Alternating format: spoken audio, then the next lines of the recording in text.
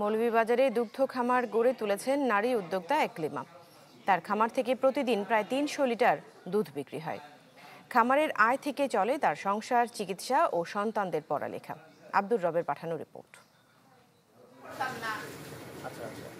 মৌলভীবাজারের রাজনগরের সফল নারী উদ্যোক্তা একলিমা আক্তার সমাজের পিছিয়ে পড়া নারীদের আদর্শও বলা চলে। পরিবারে সচ্ছলতার আশায় শিক্ষকতা ছেড়ে মনোযোগ দেন দুগ্ধ খামার তৈরিতে। মিলেছে সফলতাও। ২০১৭ সালে ৩টি গরু নিয়ে যাত্রা শুরু হলেও বর্তমানে তার খামারে রয়েছে বাছুর সহ ১৫টি উন্নত জাতের গরু। প্রতিদিন বিক্রি করেন ৮ থেকে ১০ হাজার টাকার দুধ। বর্তমানে আমার ফার্মে ৮টা গাভী আছে, যেগুলা দুধ দেয়, বাকিগুলা ষাঁড় বাছুর আছে।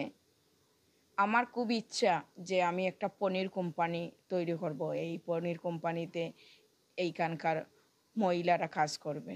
আমি সরকারিভাবে সহযোগিতা প্রার্থনা করি। দেখে খুবই ভালো লাগছে যে একজন মহিলা হিসেবে বা একজন নারী উদ্যোক্তা হিসেবে উনি যে এত সুন্দর কাজ করতে পেরেছে, তার জন্য আসলে আমি খুবই আনন্দিত। তবে আমার সবচেয়ে চাওয়া হলো যে নারীরা যেন ওনাকে দেখে উদ্যমী বা আগ্রহী হতে পারে, এবং তার পাশাপাশি ওনাকে দেখে যে তারা অনেক কিছু শিখতে পারে যে উনি এই পর্যায়ে একটা গরুর খামার করতে পেরেছেন। তবে শুরুটা মোটেও সহজ ছিল না।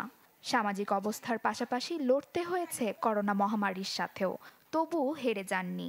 তাই পরিণত হয়েছেন পিছিয়ে পড়া স্থানীয় নারীদের আদর্শে। আমি বর্তমানে ভালো আছি। আমি আমার নিজেকে সময় দিতে পারতেছি। আমার এইখানে ৩ জন লোক কাজ করে, যাদেরকে আমি তাদের কর্মসংস্থানের সুযোগ করে দিয়েছি। আমি চাই যে আমার মতো মেয়েরা এইরকম পেশায় এগিয়ে আসুক, আত্মনির্ভরশীল হোক। ওনার খামারে আমি থাকি ৭ বছর ধরে আছি। আমি এখানে গরুর খাওয়া দাওয়া সম্পূর্ণ সবকিছু আমি করি, সবকিছু গাইটাই সবকিছু খিরাই আমি। লড়াকু এই নারীর পাশে সহযোগিতার হাত বাড়িয়েছে প্রাণী সম্পদ অধিদপ্তরও।